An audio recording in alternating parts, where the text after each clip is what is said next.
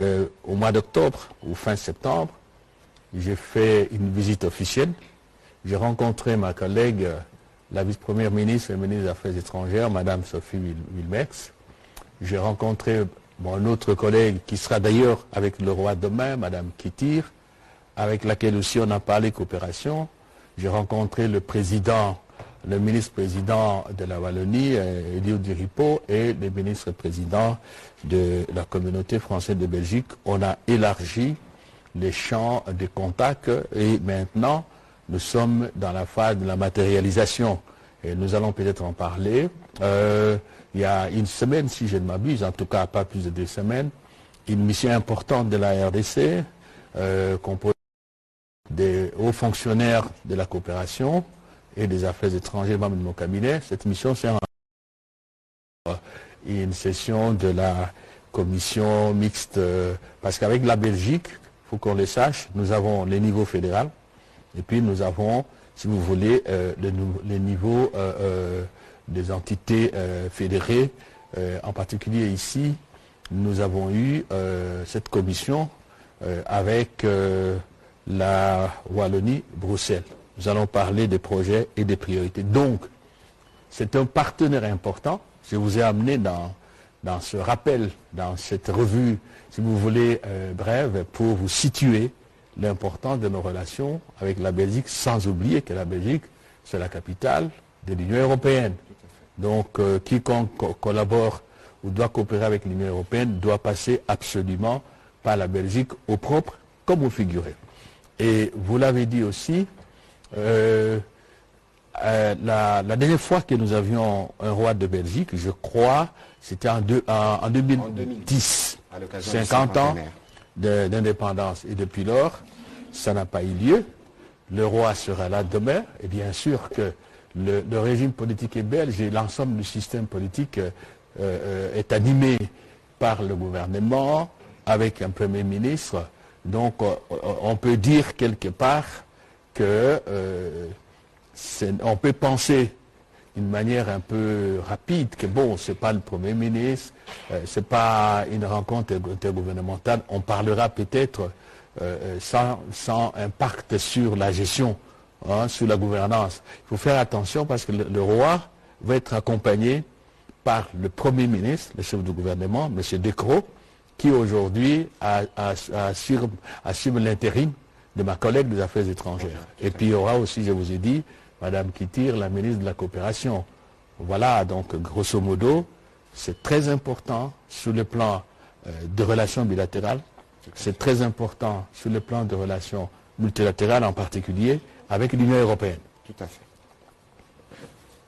Voilà, Excellence, Monsieur le Vice-Premier ministre, merci de vos mots introductifs qui plantent les décors de cet entretien que généralement nous faisons à bâton rompu.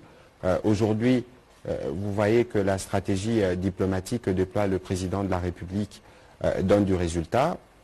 Ce mois, nous aurons bien évidemment l'honneur de recevoir le roi, mais il y aura aussi le pape qui va arriver, mais il y aura aussi un événement important, le retour de reliques de notre premier héros national, Patrice Emery Lumumba, parce qu'avec la Belgique, il travaille des mémoires de reconstitution historique qui s'est fait et qui avance plutôt bien. Mais toutes ces choses sont bien importantes pour les générations qui viennent, comprendre d'où nous venons pour regarder ensemble quelles relations nous pouvons reconstruire à la faveur de nos deux États. Alors, on va vous repasser la parole pour quelques questions avant, évidemment, de terminer cet entretien. On va commencer par Madame Élisée Odia.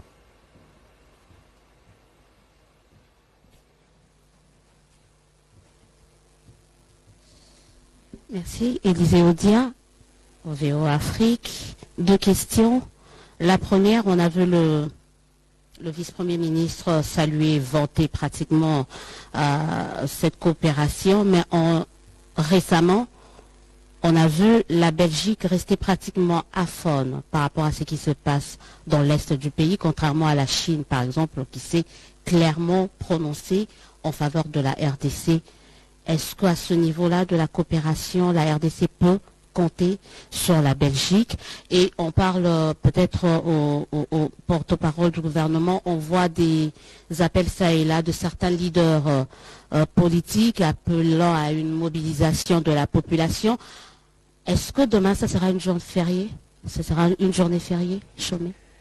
Avant que le vice-premier ministre ne réagisse, Madame Élisée Odia, je crois que vous n'avez peut-être, cela vous a peut-être échappé, mais le Royaume de Belgique avait réagi en condamnant l'incursion du M23 et la reprise de la violence sur la partie est de la République démocratique du Congo. Le vice-premier ministre pourra vous en dire davantage, mais demain, c'est une journée ouvrable.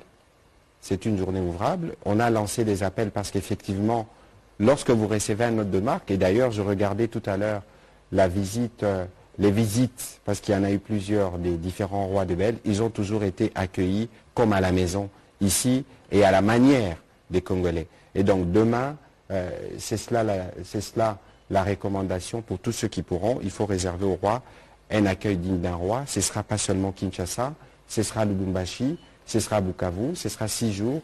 Je pense que dans toutes les étapes qui est prévues, le roi bénéficiera de la chaleur congolaise. Monsieur le vice-premier ministre. Oui, vous m'avez pris la parole à la gorge. La Belgique n'est pas pour ce qui se passe au Kivu, et les choses ont été exprimées de la manière la plus claire. C'est au niveau bilatéral. Au niveau multilatéral, il ne faut pas oublier que la Belgique fait partie de l'Union européenne. Et le plus souvent, en pareilles circonstances, ils ont tous, des membres aussi, la voix à élever au niveau de l'Union européenne. Que je sache, l'Union européenne, qui est d'ailleurs retenue parmi les observateurs du processus de Nairobi, conduit par le chef de l'État, le président Félix-Antoine Tshisekedi et le président Uhuru Kenyatta du Kenya, l'Union européenne n'a pas non plus, comment dirais-je, été aphone par rapport à, je ne dis pas ce drame, mais à ce coup, j'allais dire, immoral, illégal et qui doit interpeller notre pays et tous les compatriotes. Ça ne peut pas continuer. Voilà, on va prendre Richard Chako.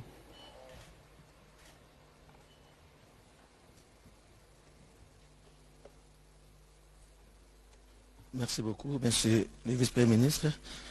Le réchauffement des relations diplomatiques entre la Belgique et la RDC. Nous savons que ces deux pays ont un passé très, très sombre. Est-ce que cette fois-ci, la RDC a obtenu de garanties qu'on va penser les plaies qui demeurent encore dans la mémoire collective des Congolais par rapport à ce qui s'est passé au niveau à l'époque coloniale?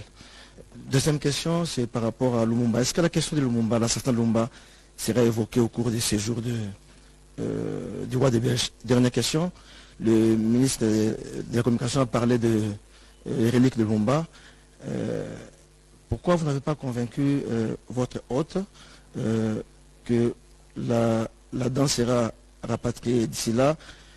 Après lui, pourquoi pas plutôt comment je peux dire, organiser ces deux cérémonies en une cérémonie et que le roi lui-même soit associé au rapatriement des reliques de Lumumba. Merci.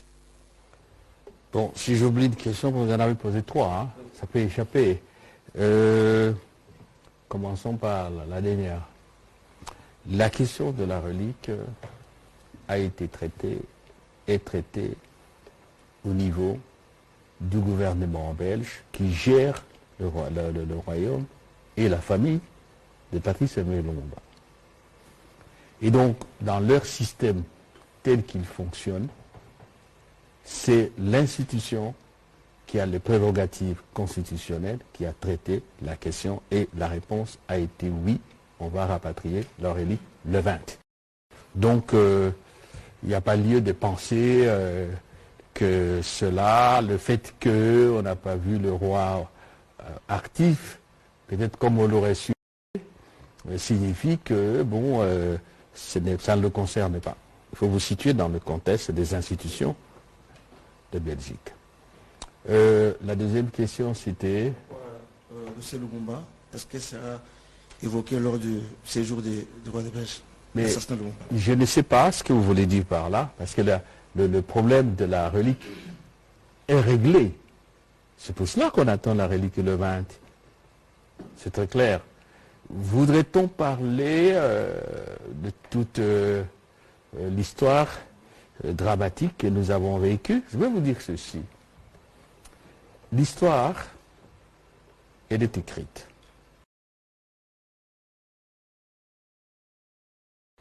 En temps réel. Mais je ne crois pas qu'il y a quelqu'un qui a la capacité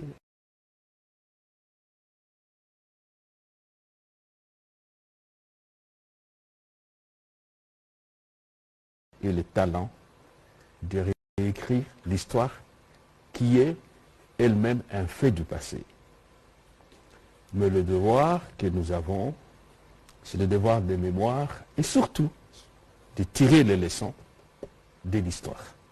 Ça, c'est une capacité que tout le monde peut avoir et donc écrire une nouvelle histoire faite, si vous voulez, de victoires partagées, faite des bonheurs partagés, pourquoi pas de souffrance aussi, parce qu'il n'y a pas de vie qui ne soit que de vie de bonheur.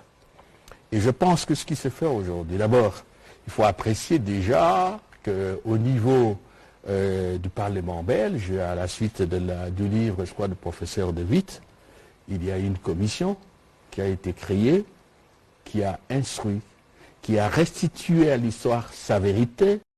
Bon, chacun peut avoir sa contestation, c'est normal. Et on a tiré des leçons. La Belgique a reconnu ses responsabilités. Et il y a eu même des dispositions. Je crois qu'on a parlé de la Fondation Lumumba. À ce niveau-là, il faut dire que la restitution de la vérité s'est faite, quelle qu'en soit l'opinion qu'on peut en faire. Et aujourd'hui, la relique, je dirais, au niveau, si vous voulez, de l'imaginaire populaire, ce n'est pas qu'une question de dents, c'est une question de deuil. Depuis 61, depuis janvier, c'est maintenant, dans quelques jours, que le deuil de Patrice Lumumba. C'est un geste fort, c'est un geste de contrition, c'est une reconnaissance que ça a été un crime. Il fallait une réparation quelque part. Une réparation ne pas que liquide, n'est pas, si vous voulez, que matériel. Il y a une réparation qui est une thérapie par rapport à la mémoire collective. C'est ce qui est en train de se faire. Et donc de ce côté-là, moi je crois qu'il faut apprécier cela et j'invite tous les compatriotes à se préparer pour accueillir ce qui est resté de Lumumba et à travers le matériel percevoir les perspectives d'avenir. Et c'est ça le sens de votre question. Est-ce qu'on peut dire qu'on est parti du bon pied? La certitude, on ne peut pas les donner à la matière. Tant il est vrai que la vie des États, comme des individus, obéissent aux dynamiques sociales, économiques, politiques, et j'en passe, disons, aux dynamiques socio-politiques.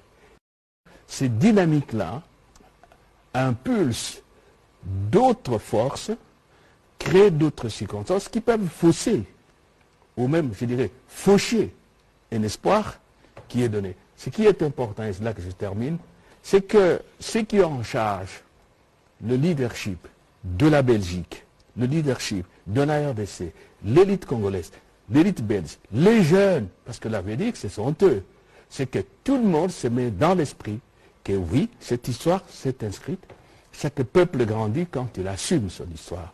Nous assumons la nôtre et nous écrivons la nouvelle, une histoire de partage, une histoire de partenariat, comme disait Lumumba, et tout le monde avec lui, dans le respect de la souveraineté, dans le respect de l'indépendance et dans le respect de la culture des uns et des autres.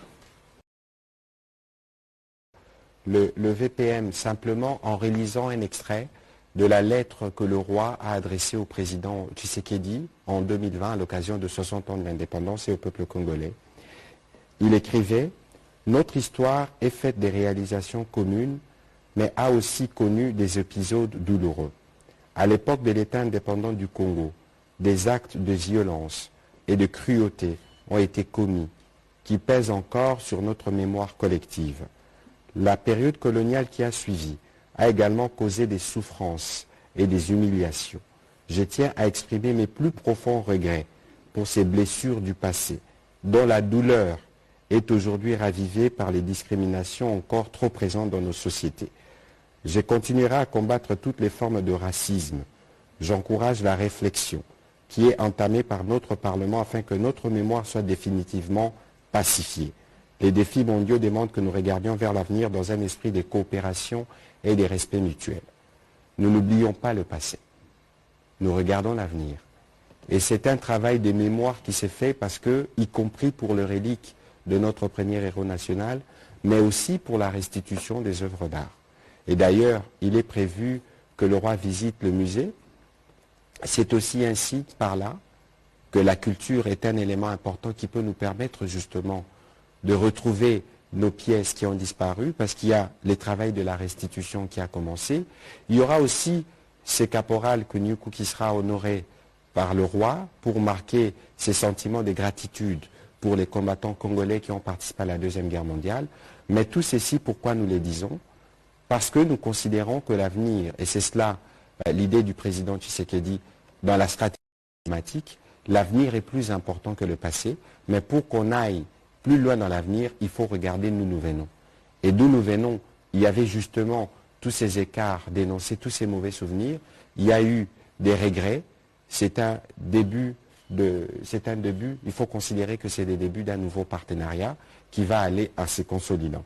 On va prendre la question de M. Ochokom des Télé 50.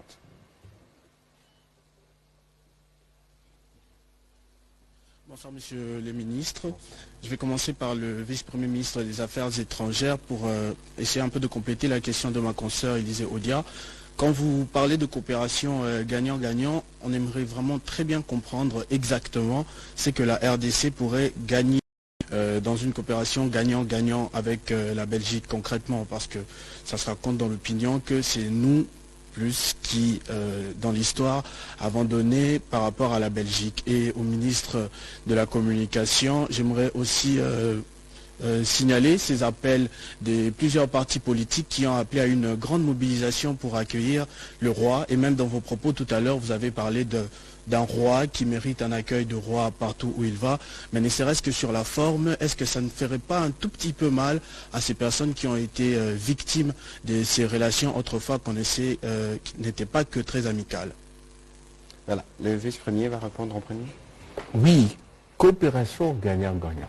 Gagnant-gagnant, moi je crois qu'on se comprenne bien. Vous concluez des accords avec un pays.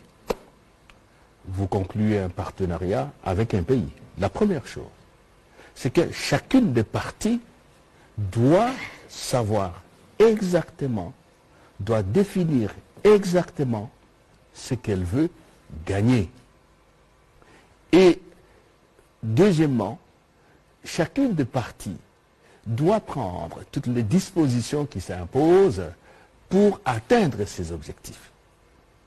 Et enfin, chacune des parties doit faire en sorte que le cadre légal, le cadre institutionnel planté, les décors plantés par les instances gouvernementales soit optimisé, soit mis en contribution par les acteurs socio-économiques. Je crois qu'il faut toujours connaître ça en tête. Je vais dire aussi nos propres responsabilités. Alors, descendons sur le terrain. Prenons un domaine, le domaine de l'éducation. On peut penser que, bon, la santé, qu'on ne gagne rien parce que si on a une perception matérialiste de gagnant-gagnant, on forme les étudiants, on forme les formateurs, on forme les scientifiques. Dans ce pays, il y a beaucoup qui ont eu à profiter. Moi-même qui vous parle, j'étais boursier du gouvernement belge à un moment donné pour faire les finances publiques à Anvers. L'Institut de médecine tropicale. quand j'étais dernièrement en Belgique, j'ai signé un accord de siège au nom du gouvernement de la République avec l'Institut de médecine tropicale qui travaille aussi avec l'INRB et qui s'implique non seulement dans l'enseignement, dans la recherche et même dans le traitement de certaines épidémies. Et ça, ce n'est pas une coopération qui date d'aujourd'hui. Bon, gagnant, gagnant. Allez, aujourd'hui, nous avons un problème. Nous avons des citoyens qui ont décidé de donner leur vie pour la survie de la nation congolaise, qui ont prêté ce serment, des hommes courageux, des hommes vaillants, ce sont nos militaires. Mais il ne suffit pas d'avoir cette volonté-là, il ne suffit pas d'avoir une jeunesse qui prête ce serment. Mettez-vous en tête quelqu'un qui dit, moi, je prends un métier, et là, je vais mourir pour le pays. Mais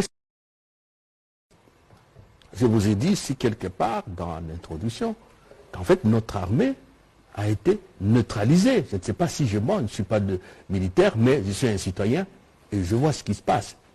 N'ayons pas la langue de bois. Est-ce que vous pensez que ces jeunes gens, ces compatriotes, qui ont choisi le métier de soldats, ont tort? Est-ce qu'ils se sont condamnés à n'être tout le temps au front? À n'être tout le temps que loin de leurs parents, des êtres qui leur sont chers? Non. Donc, il faut leur assurer une formation militaire adéquate. Il faut les équiper. Nous, on ne produit pas des équipements militaires. En matière de formation, je sais que dans le temps, quand nous autres on était encore des étudiants, on a vu la RDC former les militaires ici. Il y a certains qui ont même été des chefs d'État, qui ont été formés chez nous, mais ça n'existe plus. Il faut, à ce moment-là, tourner les yeux vers nos partenaires bilatéraux. Parce que les multilatéraux, par exemple, on peut prendre le cas de la MONUSCO, ça ne forme pas les militaires. Ça assiste quelque part, mais la formation, elle s'est faite en bilatéral. Et aujourd'hui, je vous ai parlé de la formation qui a été interrompue à Kindu. Et elle a repris. Elle a repris par la Belgique. Voilà. Ça se gagne. Mais ça ne se gagne pas parce qu'on a signé. Ça ne se gagne pas parce qu'on dit gagnant-gagnant. C'est à la mode. Mais le gagnant-gagnant, c'est l'addition des efforts de toutes les parties, chacune sachant ce qu'elle veut, chacune se mettant à l'œuvre pour gagner. Mais alors, la farce, désolé, condamné moralement, mais vous avez des responsabilités. C'est ce que le président Tshisekedi ne veut pas. C'est ce que le président Tshisekedi, le gouvernement, s'efforce, si vous voulez, à ce que ça ne revienne plus. Ça ne revienne plus. C'est ça. Donc, il ne faut pas laisser passer l'idée qu'on est toujours trompé. Non, non. Nous devons nous battre, nous devons produire de l'intelligence économique, de l'intelligence scientifique, de l'intelligence des négociations et être gagnant-gagnant. Voilà, merci Excellence, Monsieur le Vice-Premier ministre, pour votre réponse. Je crois que je l'ai dit tout à l'heure quand j'ai rappelé le travail de mémoire qui s'est fait, qui est en rien un travail d'oubli. Nous savons d'où nous venons, nous nous souvenons du passé, nous en tirons les leçons et nous regardons l'avenir. Parce que quoi qu'il en soit, l'histoire que nous avons avec la Belgique, c'est une histoire qui est faite de beaucoup de... Parce qu'en réalité, la langue dont nous avons hérité, les systèmes dont nous avons hérité, étaient essentiellement un système belge. Et donc, oui, il y a eu les effets néfastes de la colonisation, les effets néfastes de l'avant-colonisation, de l'après-indépendance et tout le reste, mais ce sont des responsabilités qui ont été reconnues.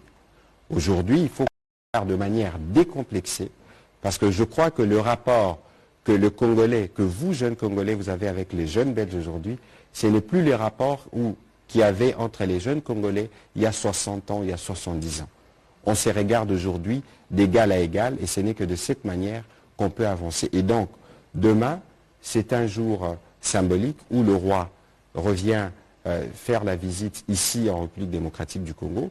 Je pense que dans notre culture, il est toujours bien de réserver un accueil à un foumou, à un hôte que vous recevez, même si par après on va se retrouver autour de l'arbre pour discuter des problèmes qui peuvent être susceptibles de nous diviser.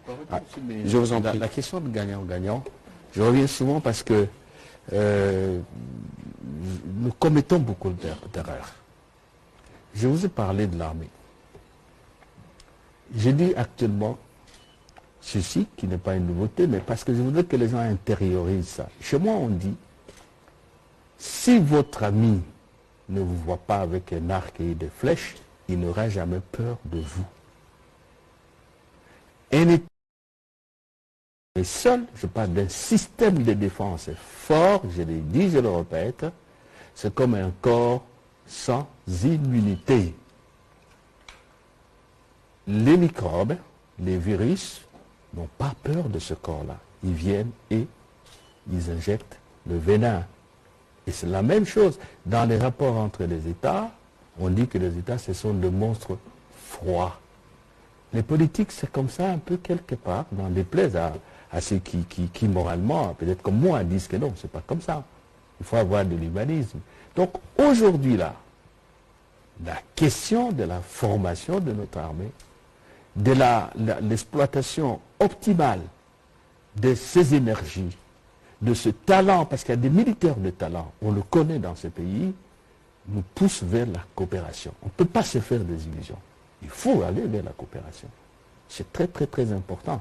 Mais toujours, nous devons savoir ce que nous voulons. Nous devons nous impliquer pour que ce que nous voulons se réalise.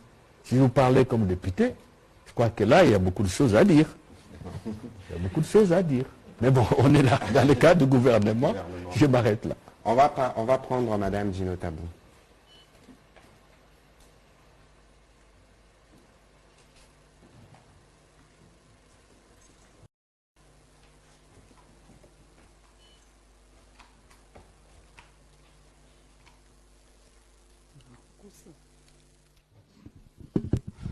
Bonsoir, Monsieur le ministre.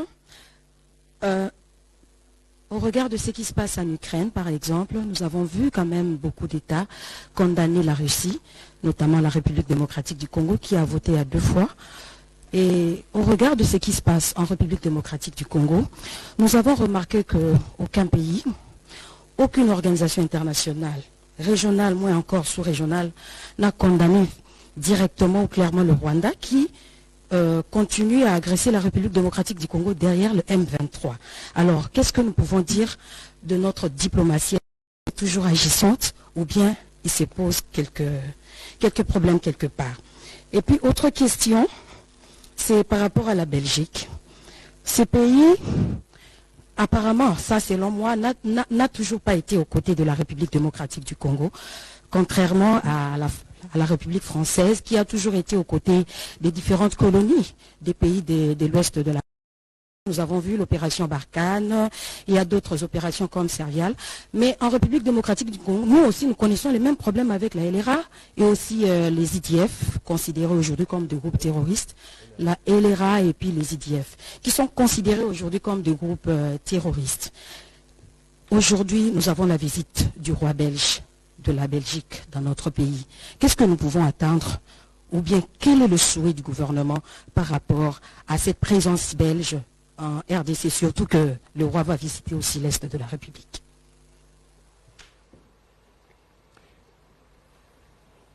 Condamnation du Rwanda. Je sais que ça fait du bien. Il faut aller en profondeur. Le monde diplomatique a son code. Le monde diplomatique a son modus operandi. Le monde diplomatique, ça n'est pas que le formel. Le monde diplomatique a ses règles. On peut continuer. Je crois qu'il faut aller en profondeur. Parlons du cas présent. Je suis arrivé à Malabo. La situation à RDC n'était pas inscrite à l'ordre du jour. Okay? Tout simplement parce que c'est une session extraordinaire qui était déjà préparée depuis de longues dates. Les événements que nous connaissons, je crois que ça s'est déclenché, si je ne m'abuse, le lundi 23. Lundi 23. Et nous sommes arrivés, nous avons fait ce qu'il fallait faire en coordination avec le Premier ministre et sur instruction du président, le point a été inscrit à l'ordre du jour, a été admis. Et on a pris une décision. Vous n'allez pas me dire que le fait qu'on a désigné le président Lourenço d'Angola, c'est un fait bénin. Non, que du contraire. Il y a les non-dits. C'est ça aussi la diplomatie. Il y a les non-dits. Il y a une déclaration officielle. J'ai été aux travaux et on a dit au président Lourenço, voici le mandat, tenez-nous au courant de l'évolution. On a demandé au président de la commission de l'Union africaine, Moussa Faki, d'être attentif et de suivre. Maintenant, est-ce que, en décidant de donner mandat à un chef d'État pour traiter du dossier entre qui? La RDC et le Rwanda. Pourquoi on cite le Rwanda? Pourquoi, si vous n'avez pas un problème, si vous n'êtes pas impliqué, si on ne vous regarde pas avec un regard critique, un regard sévère, pourquoi on cite le Rwanda? Voilà une question. Voyons voir comment ça va se passer. Évidemment, lorsqu'on sait, par exemple, j'ai suivi ça aujourd'hui, que les hostilités ont repris, que le 23 a tenté une autre aventure, on peut se poser des questions. Mais, si je ne crois pas qu'il est responsable de notre côté, nous les Congolais, de penser que la solution pour résorber la crise viendra nécessairement de l'extérieur. Il faut créer des rapports de force. Il faut créer des rapports de force. Vous comprenez? Donc, je suis Congolais, je dis oui, bon, l'Union africaine a désigné Lourenço, ça va se résoudre. Non, c'est naïf. À la limite de l'irresponsabilité. Condamner le Rwanda. Oui, j'étais au Conseil de sécurité, vous m'avez suivi, merci beaucoup. Nous avons parlé. Il faut lire le communiqué. On n'a pas dit qu'on condamne le Rwanda. Il faut voir tout ce qu'il y a là-bas. Une fois de plus, pourquoi, dans une situation à RDC et dans une déclaration du Conseil de sécurité, on cite le Rwanda? Est-ce qu'on a cité la Zambie? Est-ce qu'on a cité la République du Congo, en face de nous ici? Est-ce qu'on a cité le Burundi? C'est-à-dire que le pays, autre que la RDC, est impliqué. C'est cela. C'est difficile de faire comprendre ça à un peuple qui est blessé dans son amour propre. C'est comme un lion, un léopard qui est blessé. C'est ça notre révolte. Et en pareille circonstance, cette révolte interne, cette remise en cause de soi, il faut l'avoir. Mais pas penser que ça viendra de l'extérieur. Et dans ce monde, peut-être là, je prends un peu la tonalité d'un parlementaire. On ne respecte que les gens qui sont forts, les gens qui sont riches, et les gens qui se prennent en charge. C'est ce que nous faisons. Donc vous avez les exigences de la vie internationale, on ne peut pas oublier ça. Et puis, vous avez les efforts internes. Quoi qu'il en soit, on n'a pas cité, on n'a pas condamné le Rwanda. Bon, on a cité le Rwanda. On dit qu'il faut trouver la solution qui implique le Rwanda. Donc voilà ce que je peux vous donner comme réponse. Je suis ministre des Affaires étrangères. En la matière, il faut éviter la loquacité du prétoire. Vous avez posé une autre question? La deuxième question, c'était par rapport à la Belgique. La Belgique, ah oui, vous dites la Belgique n'a jamais été à nos côtés. Je ne crois pas. Je ne crois pas que cela est vrai. Il y a plusieurs façons d'être à nos côtés. Hein. Ce n'est pas offenser la Belgique de dire que la Belgique est à nos côtés comme les États-Unis, comme la France. Chez moi, on dit que la poule n'avale que le grain qui est de sa capacité, dont il a l'œsophage. La Belgique a toujours participé à 3 niveaux.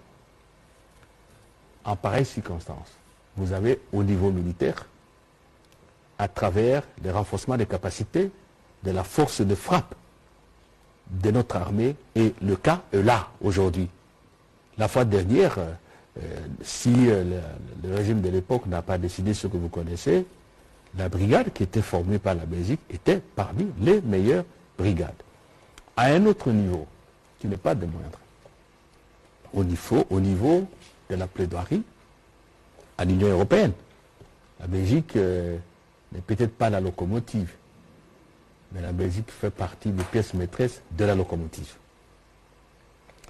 Au niveau international, je me rappelle à une certaine époque, un président des États-Unis, je crois que c'est Bush le fils, qui disait à un ancien ministre belge des Affaires étrangères, que vous connaissez bien, familier, qu'il disait « Vous êtes les spécialistes du Congo.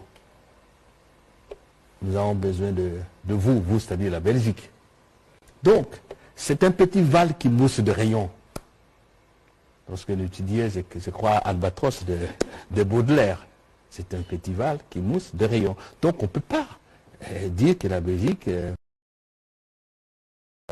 présente à nos côtés dans des moments difficiles, que du contraire. Mais comme je vous ai dit, la pôle navale que le grain qui est de la capacité de se les sauvages. Et voilà. On va prendre la question de Fiston Oleko.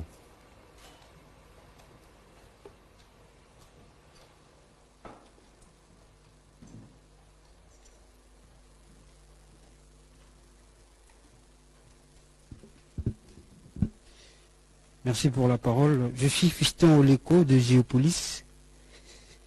Monsieur le VPM, les relations entre la RDC et la Belgique sont au beau fixe. Et dans la coopération entre ces deux pays, la RDC ne bénéficie, dans la plupart des cas, surtout en termes militaires, que de la formation. Est-ce que la RDC, avec l'avènement du roi Philippe, peut penser à monter d'un cran, c'est-à-dire que solliciter une coopération en termes opérationnels, au niveau opérationnel sur terrain? C'était la première. Et la deuxième, c'est que actuellement, le...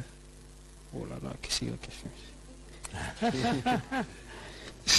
Si c'était votre seule question, tant mieux. J'avais deux questions.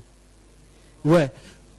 Aujourd'hui, Monsieur le ministre de la Communication, on a parlé d'une énième attaque au niveau du territoire de Rutshuru. On avait vu à la première, le gouvernement avait pris des mesures. Et aujourd'hui encore, l'armée a confirmé que, vu les matériels ou les munitions utilisées par les M23, on a reconfirmé que certainement le Rwanda est derrière. Est-ce que le gouvernement congolais va encore prendre d'autres mesures? Merci. Aujourd'hui, j'ai le privilège d'avoir le ministre des Affaires étrangères sur des questions de diplomatie, donc sa parole vaudra toujours plus que la mienne parce que c'est son domaine du quotidien.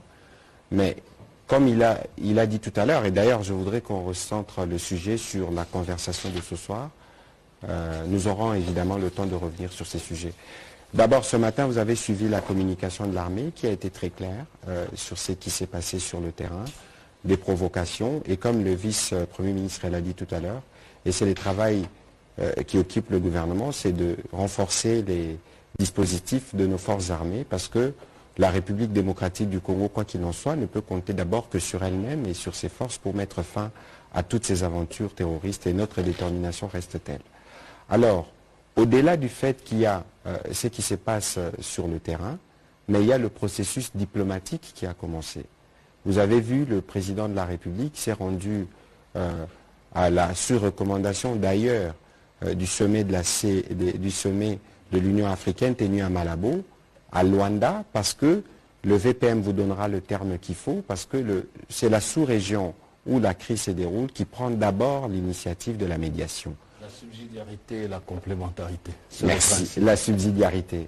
Voilà, donc sur base de ces principes de subsidiarité, c'est l'Angola qui a pris les devants dans la médiation.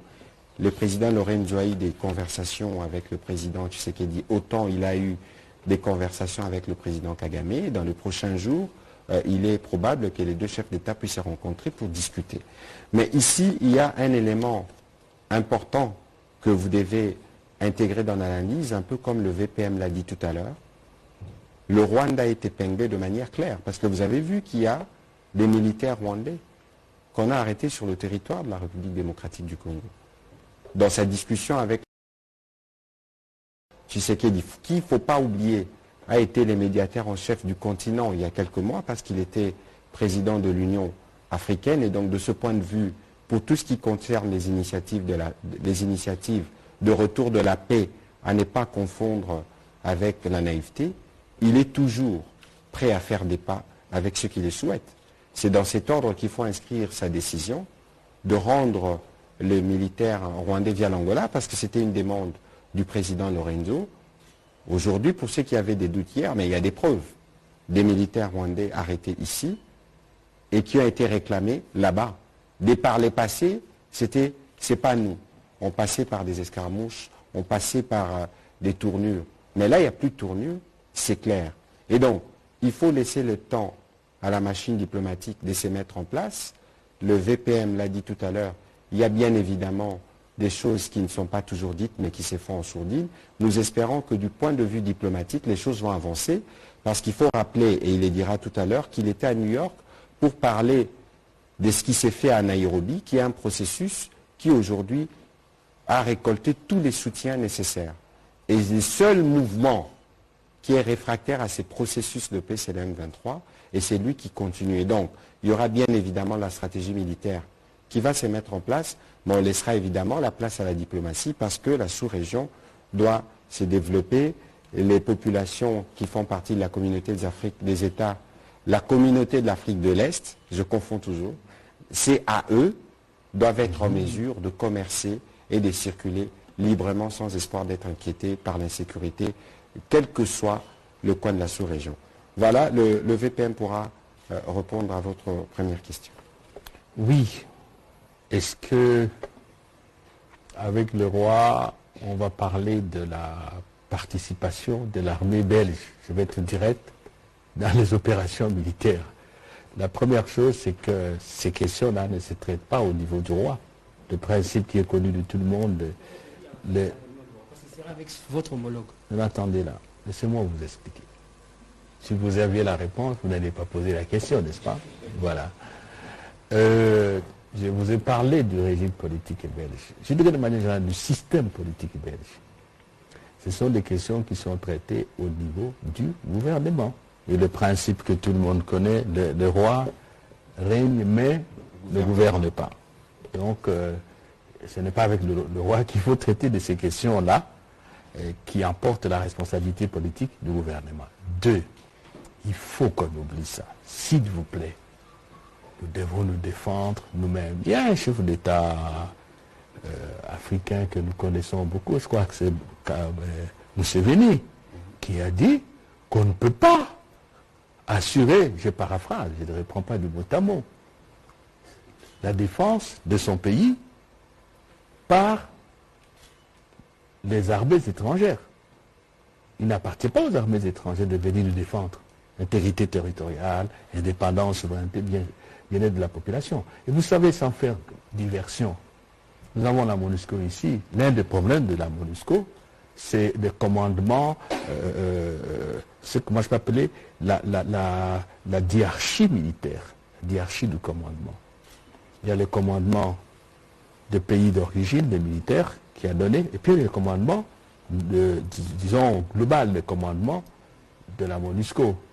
Et c'est la même chose avec les armées que nous pourrions prendre. On va encore dire, oui, mais lorsque Laurent Désiré Kabila est arrivé, il y avait l'Angola et tout ça, le contexte est différent et les types de relations sont différentes. Dans tous les cas.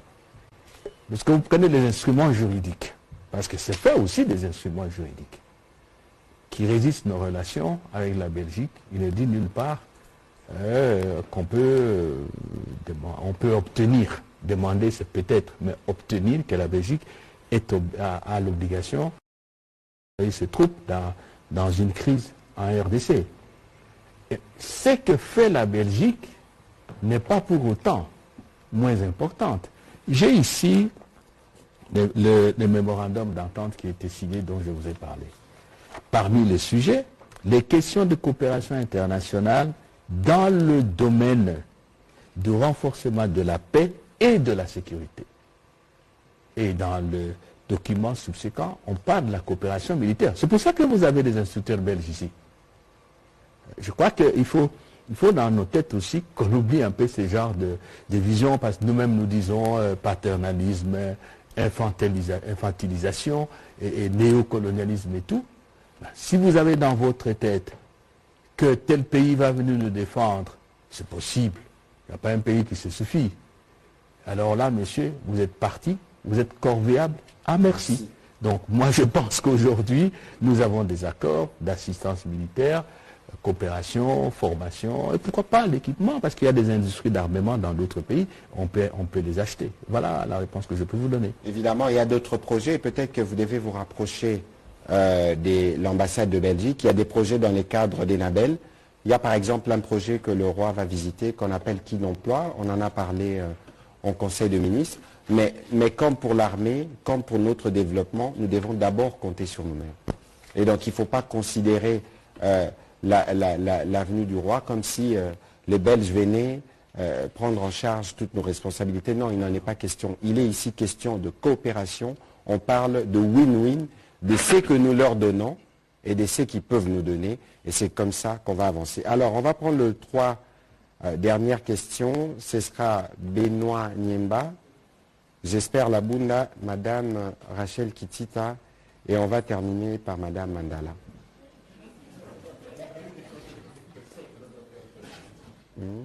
Merci beaucoup. C'est J'espère la Bunda du site d'information La Une Info. La question est adressée au ministre de la Communication. Reconnaissons-le qu'il existe un fossé profond entre ceux qui connaissent parfaitement l'histoire de relations tumultueuses entre la RDC et la Belgique, et une bonne partie qui l'ignorent, allusion faite à la génération 2000. Ma question est celle-ci. Quel narratif comptez-vous emprunter pour enseigner à l'ensemble du peuple congolais comment écrire cette nouvelle page d'histoire? Parce que vous demandez au peuple de tirer bien les leçons, comme vous le préconisez bien entendu. Mais alors, c'est extrêmement grave que ceux qui sont nés en 2000, je présume que ceux qui sont nés en 2000 ont au moins 20 ans, à partir de 22 ans et moins, ne connaissent pas l'histoire. Ça veut dire qu'on a tous failli. Et malheureusement, c'est les siècles présents où on veut regarder les questions dans l'ère superficialité telle que ça apparaît sur les réseaux sociaux ou dans les journaux, sans aller en profondeur. Et c'est même pour ça, d'ailleurs un peu du coq à l'âne, qu'au niveau de la RTNC, il y a des gros efforts qui doivent être faits en termes de contenu pour que nous ayons une meilleure connaissance de notre histoire, de notre géographie, de la propre diversité que nous avons dans notre pays.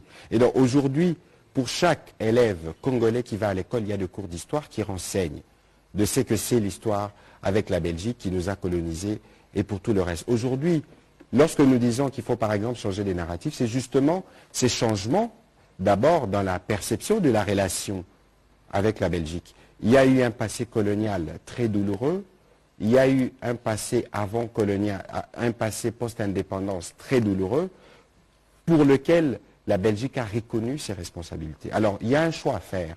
Soit que nous faisons le choix de rester, entre guillemets, nostalgiques ou dans la rancune pour ce qui s'est passé, tout en sachant qu'on ne peut pas changer les passés, soit que nous nous disons, il y a des choses que nous pouvons explorer ensemble, en termes d'expertise belge, notamment dans la formation de l'armée et les autres, et nous y allons. Et pour les jeunes Congolais qui viennent aujourd'hui, c'est justement là. C'est justement pour eux que nous faisons, par exemple, ce genre d'exercice, pour qu'ils soient en mesure de se situer dans l'histoire. Non seulement de se situer dans l'histoire, mais de situer leur rôle dans l'histoire que nous écrivons. Eux verront les deuils de Lumumba, que beaucoup de Congolais ont attendu, qui n'ont pas vu. J'ai visité les mausolées qui sont en cours de construction. Je crois que ce sera l'honorable Lutundu, à ma droite. Il peut raconter cette histoire autrement parce qu'il vient du Sankuru, comme d'où venait le héros national Patrice Emery Lumumba. Et donc aujourd'hui, pour nous, c'est d'enseigner aux enfants les choses telles qu'elles se sont passées, parce que si nous ne leur enseignons pas ça, ils les découvriront s'ils font de recherche, dans la réalité, nous situer dans les présents et situer leur rôle dans l'avenir non seulement de nos relations avec la Belgique, mais de relations d'abord internes entre nous en termes de connaissances. Est-ce que les jeunes du Congo central, qu'est-ce qu'il est des Dilolo? Qu'est-ce que les jeunes des Dilolo échangent avec les jeunes de Boudjala? Qu'est-ce que les jeunes de Boudjala échangent avec les jeunes d'Aketi? Vous voyez que nous avons un travail important à faire sur la connaissance de nous-mêmes en tant que République démocratique du Congo, et puis nous regarder par rapport à la sous-région, nous regarder par rapport à la Belgique et nous regarder par rapport au monde. Et pour ça, je compte beaucoup sur les médias.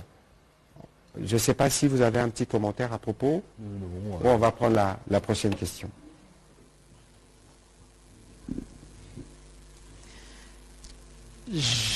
Deux petites questions, ministre des Affaires étrangères. À Malabo, vous avez relevé le fait que le M23 était appuyé par le Rwanda. Et aujourd'hui, le chef de l'État est revenu sur ça.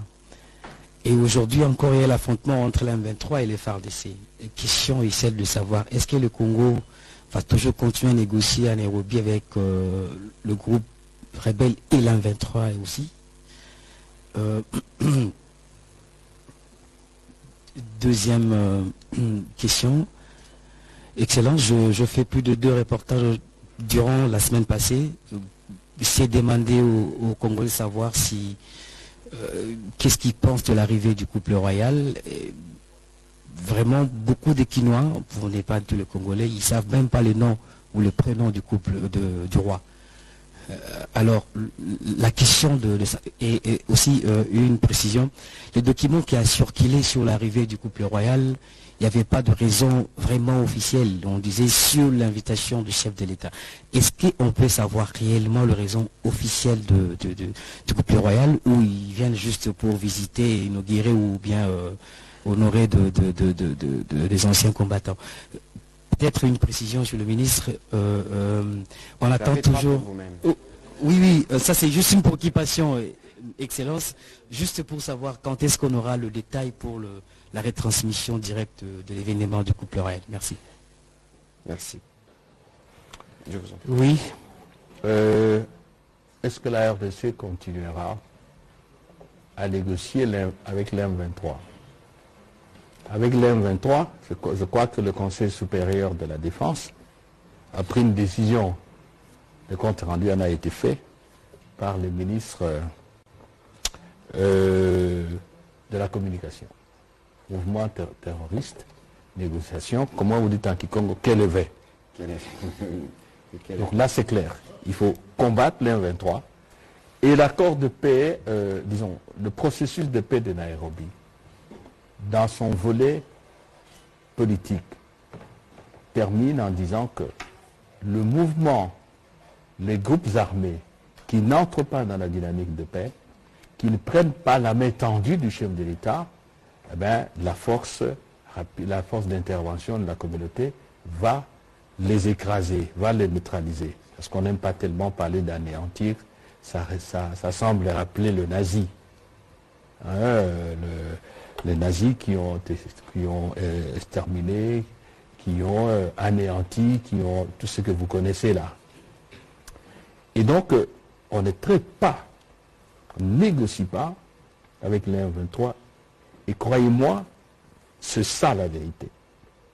Ce qui a été décidé à Nairobi, ce n'était pas le dialogue avec le groupe armé. Pas de négociation. C'est clair comme de l'eau claire, dans un verre clair. Quand on a soif, on la prend et on boit. Le président a tendu la main avec une offre de paix. Parce que gouverner, ce n'est pas toujours sanctionner avec la dernière énergie. Fermement, ne pas sanctionner pour anéantir. Et un chef d'État, il a à disposition de bons comme de mauvais, avec pour mission de convertir le mauvais en bon. Les négociations, et là ça me rappelle la question du Rwanda. Aujourd'hui, les négociations, c'est avec ceux qui soutiennent les M23. Et nous avons eu à le démontrer de manière péremptoire. Ça n'a rien de revenir, ça va prendre du temps. Alors, c'est clair, ils ont attaqué aujourd'hui les FARDC ont répondu. C'est-à-dire qu'on a utilisé aussi la même arme, comme on dit, lorsque le fou te poursuit, bien sûr tu ne vas pas te retourner le poursuivre, mais à un moment donné, il faut lui démontrer qu'il y a plus fou que lui. Parce qu'un homme normal peut se faire fou à tout moment. Mais un fou ne peut pas se faire un homme normal à tout moment.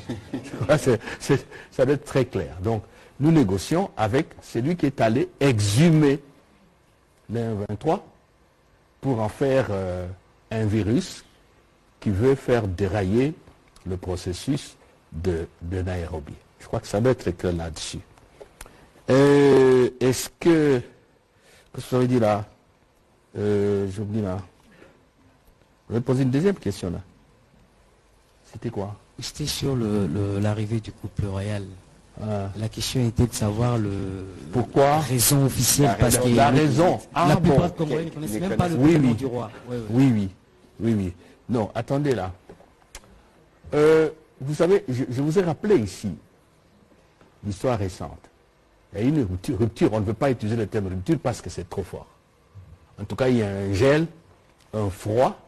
Et je pense que c'est pendant cette période que le roi actuel a accédé au pouvoir, a remplacé le roi Albert, qui était son père. Et donc, c'est normal que tout le monde ne le connaisse pas. Et puis aujourd'hui, nous n'avons pas que le chat de connaissance des chefs d'État d'autres pays à fouetter. Ce n'est pas notre priorité. Même si c'est un pays ami, il faut quand même qu'on sache ceux qui le dirigent. Mais plus profondément, je vous ai dit que lorsque le président Tshisekedi est arrivé au pouvoir, l'une de ses préoccupations majeures, c'était de rompre l'isolement diplomatique de la RDC. Et il a rappelé que la première visite, c'était en Belgique, avec tout ce que la Belgique a comme capitale. Et on a signé, on a ouvert une nouvelle perspective, la reprise, la relance, le nouveau partenariat, le nouveau visage de relations entre la Belgique et le Congo. Donc, la visite du roi participe de cette symbolique de la relance, participe de cette symbolique d'une dynamique nouvelle, de la nouveauté. Et c'est un... Après tout, le roi fait partie des institutions du royaume de la Belgique. Et pourquoi il est venu? Même s'il ne gouverne pas. Mais le roi a aussi un pouvoir d'arbitrage moral important. Le roi sait aussi que, si vous voulez, la Belgique, c'est aussi le royaume avec le roi. Et donc c'est intéressant qu'ils viennent aussi voir. C'est pour ça que vous voyez, le ministre vous a parlé du programme de visite. Qu'il voit réellement ce que son pays fait en RDC. Il ne part pas à Lubumbashi en touriste, non. Il ne va pas au musée en touriste. Et vous voyez, pour le musée, ça correspond à un choix politique majeur de la Belgique. La Belgique a accepté, a accédé à notre demande de restituer les biens précieux de notre patrimoine culturel, les œuvres d'art. C'est normal que, du point de vue de la symbolique aussi, le roi donne un contenu,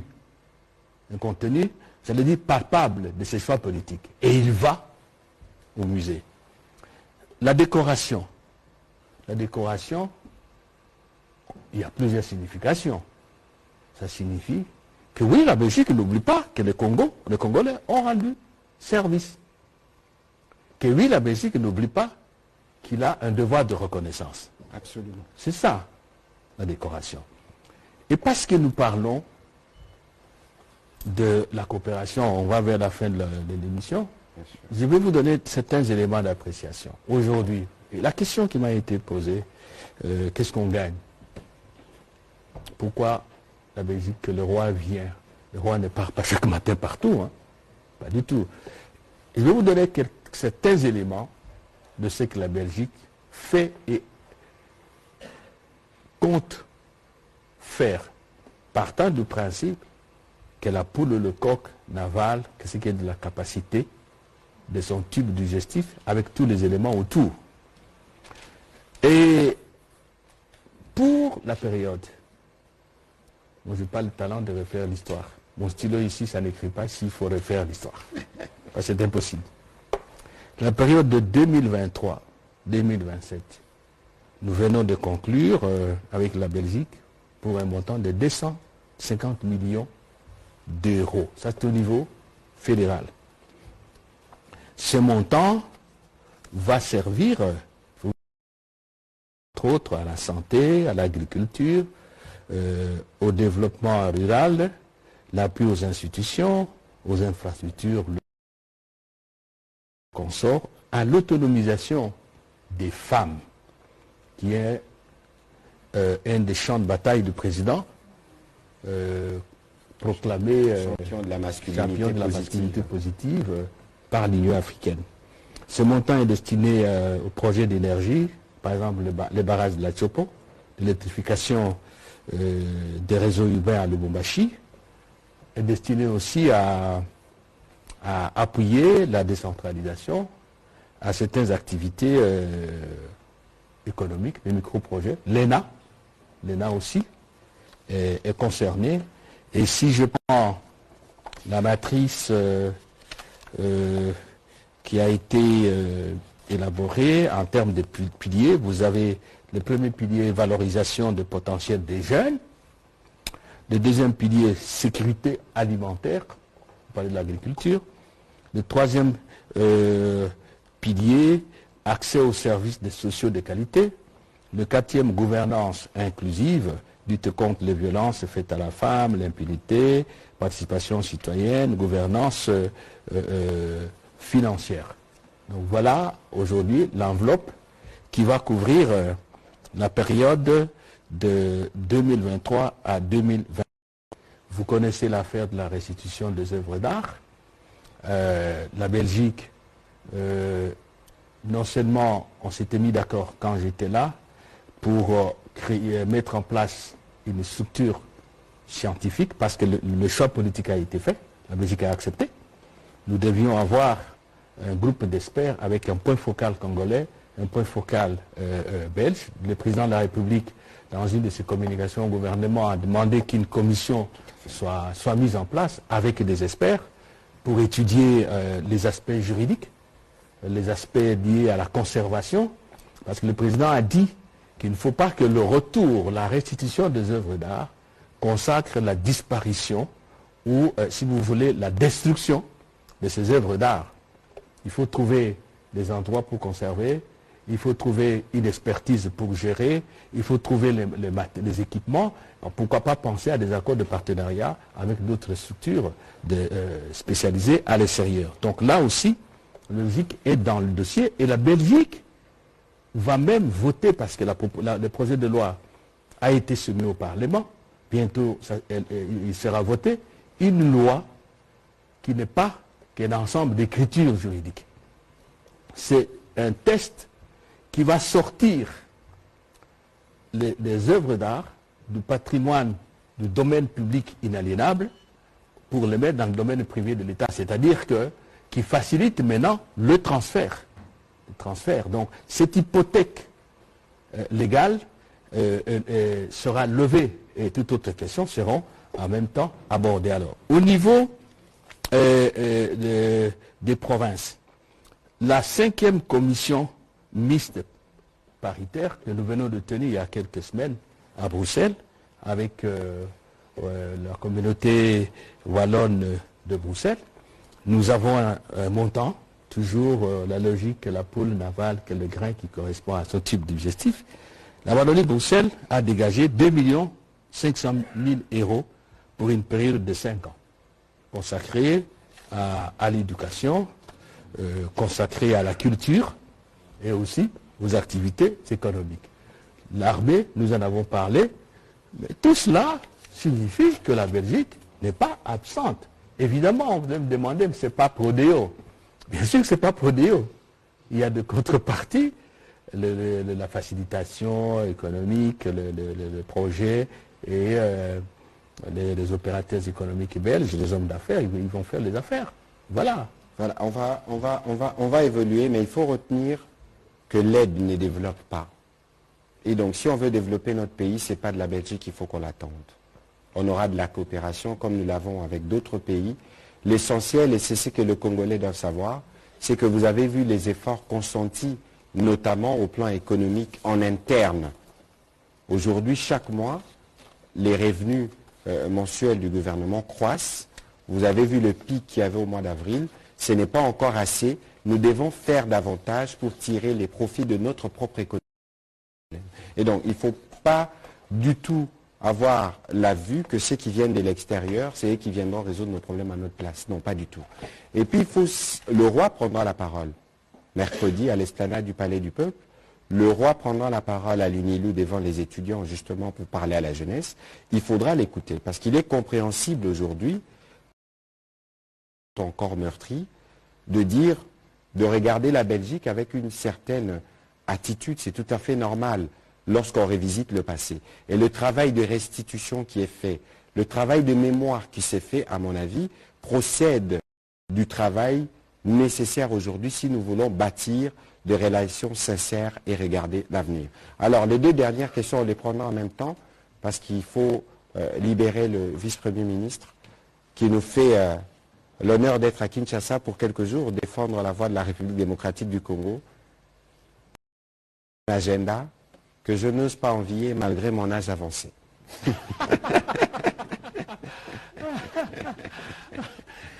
Merci beaucoup, merci beaucoup. Sans commentaire. Merci beaucoup, Monsieur le ministre, pour la parole. Monsieur le vice-premier ministre, ministre en charge des Affaires étrangères, dans la suite du roi belge, combien d'investisseurs, dans quel domaine, combien d'entreprises pour investir en République démocratique du Congo? On sait qu'il se pose un sérieux problème d'obtention de visa pour aller en Belgique. Et dans le cadre de ces relations que vous vantez au beau fixe avec la Belgique, est-ce qu'il est possible de conclure un partenariat pour faciliter un tout petit peu le visa aux Congolais qui voudraient bien aller en Belgique? Et puis, pour vous, la dernière question, c'est une question d'actualité. Partira pas de la RDC? L'ambassadeur du Rwanda accrédité à Kinshasa, comme vous le savez, plusieurs organisations et même l'opinion nationale demandent qu'il fasse ses valises pour rentrer au Rwanda. Merci. Alors, on va prendre Madame Laurette. Ah, elle a posé vos questions. Merci et vive la solidarité féminine. Merci beaucoup. Voilà, ce sont les dernières questions qui vous ont été adressées. Combien d'investisseurs? Je n'en sais pratiquement pas grand-chose. Tout simplement parce que je ne veux pas en savoir grand-chose.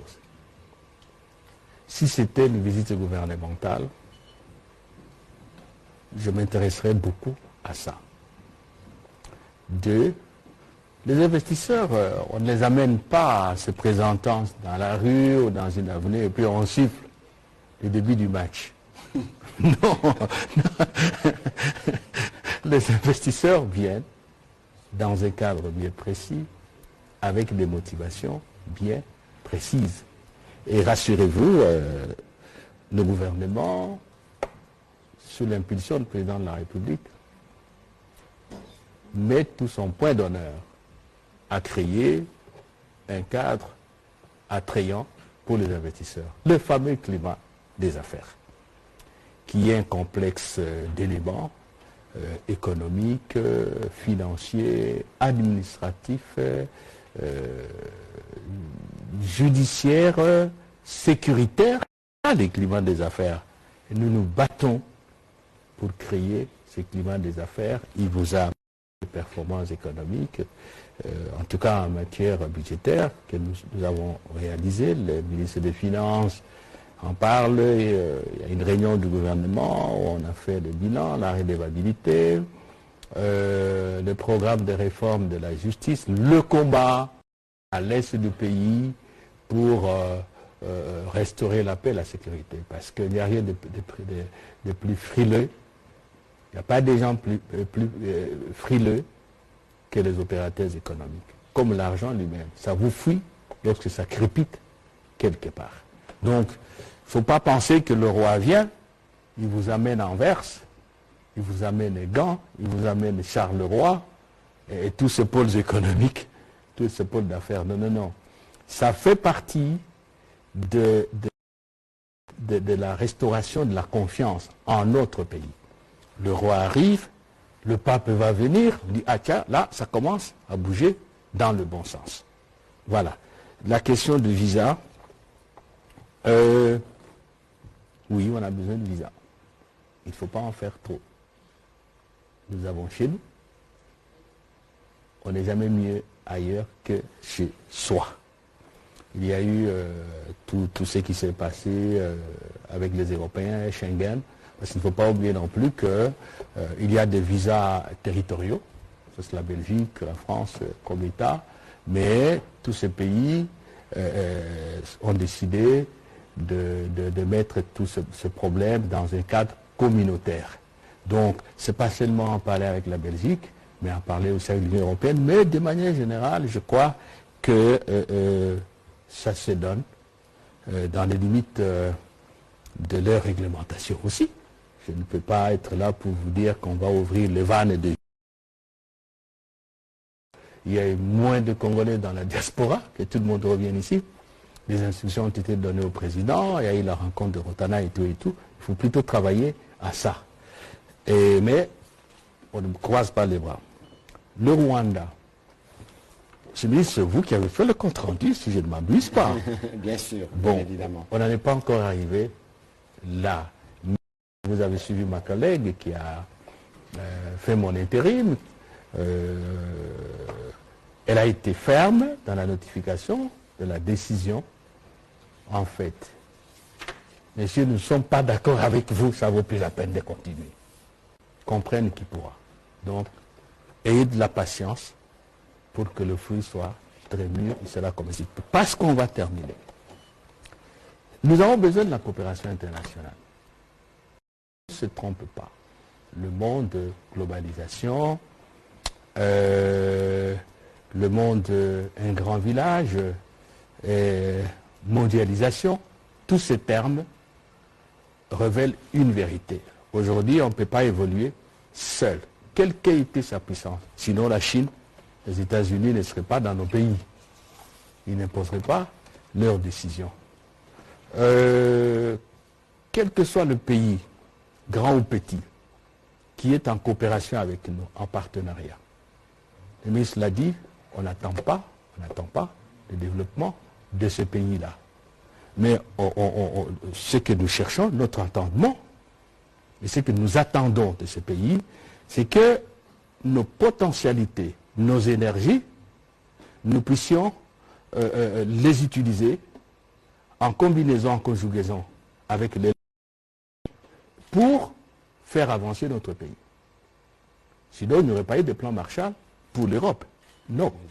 Donc on ne peut pas rougir de ce qu'on coopère, on participe, on fait des partenariats. Mais d'abord, l'effort national. Et alors, parce qu'on parle de la relique de Lumumba, un testament, une phrase, nous allons montrer au monde entier ce que l'homme noir peut faire lorsqu'il travaille dans la liberté.